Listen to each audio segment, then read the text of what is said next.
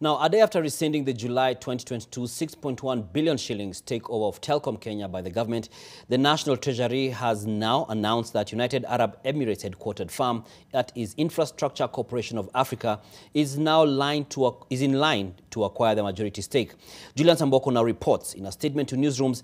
The Treasury Cabinet CS, Professor Njuguna Ndung'u, indicates that Helios Investment will now be required to transfer its 60% stake directly to the UAE firm, as he now reports.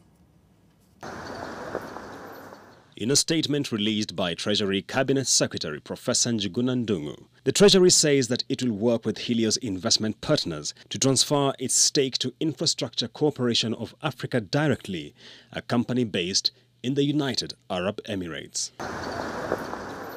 Treasury says the new firm will pump capital into Telkom Kenya in a bid to revive the business. According to its website, Infrastructure Corporation of Africa has 3 business lines covering low-cost distributed networks, digital services platforms, and planning, operation and maintenance of telecommunications equipment. NTV Kenya has written to the National Treasury's Director General for Public Investments, Lawrence Kibet, seeking answers to a number of questions regarding the latest development in this deal.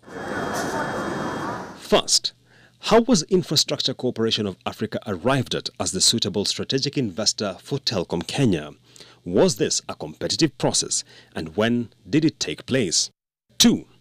If the Cabinet yesterday demanded refund of the 6.1 billion shillings paid out to Helios Investment in July last year, how is it that less than 24 hours later, the National Treasury is indicating that Helios will be transferring its 60% stake directly to the UAE-based firm without any need for compensation to the Kenyan government? 3. If the government is indeed a minority shareholder in Telkom Kenya holding a 40% stake, how is it that it seems to be the one driving this transaction, yet Helios is still holding the position of the majority shareholder with the 60% stake? 4.